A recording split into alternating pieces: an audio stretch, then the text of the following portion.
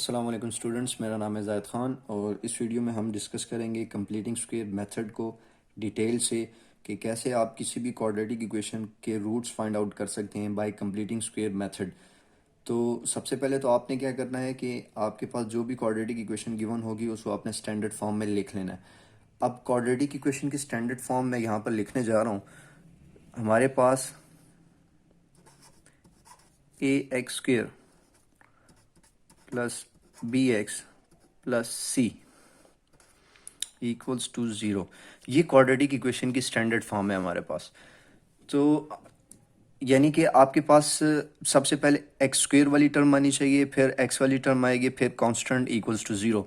تو آپ نے کیا کرنا ہے کہ جو بھی آپ کے پاس ایکویشن گیون ہوگی آپ نے دیکھنا ہے کہ کیا وہ اسٹینڈرڈ فارم میں ہے یا نہیں۔ جیسے یہاں پر میرے پاس یہ ایکویشن گیون ہے تو یہ اسٹینڈرڈ فارم میں ہے۔ تو پہلا اسٹیپ یہ تھا کہ آپ نے جو بھی آپ کو ایکویشن گیون ہے کوڈریٹک اس کو اسٹینڈرڈ فارم میں لے آنا ہے۔ اس کے بعد آپ نے کیا کرنا ہے کہ جو لیڈنگ کوفیشنٹ ہوتا ہے اس کو آپ نے 1 رکھنا ہے۔ لیڈنگ کوفیشنٹ سے مراد یہاں پر ایکس اسکوئر کے ساتھ جو کوفیشنٹ ہوگا وہ ہوتا ہے۔ تو آپ نے کیا کرنا ہے کہ ہمیں ایکس اسکوئر کی جو کے ساتھ جو کوفیشنٹ ہے وہ ہمیں 1 چاہیے۔ اگر اس کے علاوہ کوئی اور ویلیو ہے جیسے یہاں پر 7 ہے تو ہم نے اس کو ختم کرنا ہے۔ تو اس کے لیے میں سب سے پہلے کیا کروں گا کہ اس پوری ایکویشن میں جتنے بھی ٹرمز ہیں ان سب کو میں 7 سے ڈیوائڈ کر دوں گا۔ تو میں یہاں پر 7 سے ڈیوائڈ کر رہا ہوں ایچ ٹرم کو، تو یہ میرے پاس 7x square divided by 7 plus 2x divided by 7 minus 1/7 equals to 0 آ جائے گا۔ اب اس کو ہم سالو کر لیں گے، یہ 7 اور یہ 7 کینسل آؤٹ ہو رہے ہیں، تو یہاں میرے پاس ایکس اسکوئر بچ جائے گا پلس 2x/7 اور مائنس 1/7۔ تو سیکنڈ سٹیپ میں نے آپ کو بتایا کہ ہم نے کیا کرنا تھا کہ جو لیڈنگ کوفیشنٹ ہے اس کو ہم نے 1 رکھنا تھا، یہاں پر اب ہمارے پاس 1 آ گیا۔ تھرڈ سٹیپ میں آپ نے کیا کرنا ہے کہ جو کانسٹنٹ ٹرم ہوگی وہ ایکویشن کی آپ نے دوسری طرف لے جانا ہے۔ یہ جو کانسٹنٹ ٹرم ہے اس کو اپنے ایکویشن کی اس طرف لے جانا ہے۔ تو یہ ہمارے پاس جب اس کو ہم دوسری طرف لے کے جائیں گے تو یہ ہمارے پاس x square plus 2x/7 equals to, یہ یہاں کر پلس ہو جائے گا 1/7 ہو جائے گا۔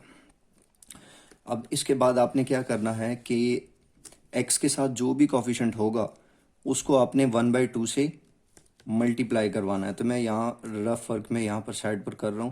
ایکس کے ساتھ جو کوفیشنٹ تھا وہ ہے ہمارے پاس 2/7۔ یہاں پر یہ جو ایکس کے ساتھ کوفیشنٹ ہے یہ 2/7 ہے، اس کو میں ملٹیپلائی کرواؤں گا 1/2 کے ساتھ۔ تو یہ بڑا امپورٹنٹ سٹیپ ہے، آپ نے اس کو صحیح طرح سے سمجھ لینا ہے کہ یہاں تک کرنے کے بعد آپ کے پاس ایکس کے ساتھ جو بھی کوفیشنٹ ہوگا اس کو آپ نے 1/2 سے ملٹیپلائی کروانا ہے۔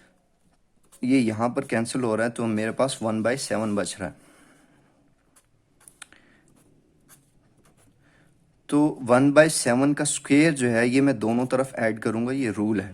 آپ نے کیا کرنا ہے کہ ایکس کے ساتھ جو بھی کوفیشنٹ ہوگا اس کو آپ نے 1/2 سے ملٹیپلائی کروانا ہے، اور جو ریزلٹ آ جائے آپ کے پاس اس کا اسکوئر آپ نے دونوں طرف جو ہے وہ ایڈ کرنا ہے۔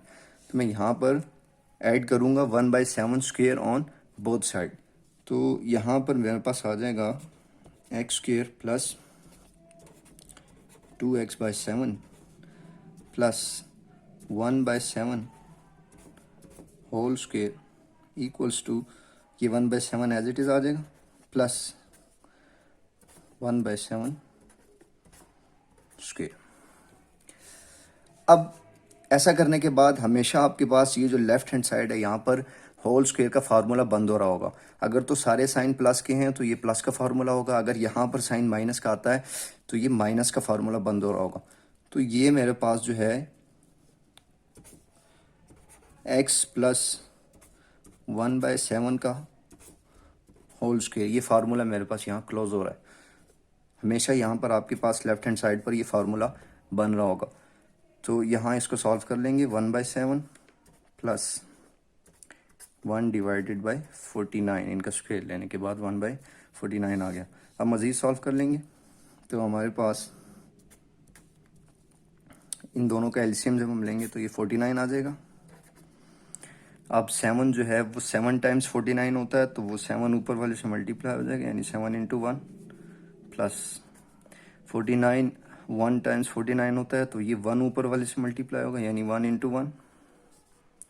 तो सॉल्व करने से ये मेरे पास 7 प्लस 1 डिवाइडेड बाय 49 आ रहा है।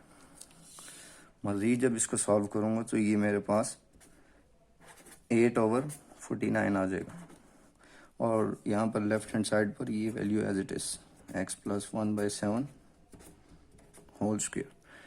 अब मैंने x की वैल्यू फाइंड करनी है, तो यहाँ पर इस स्क्वेयर को ख़त्म करने के लिए मैं दोनों तरफ जो है वो स्क्वेयर रूट लूँगा।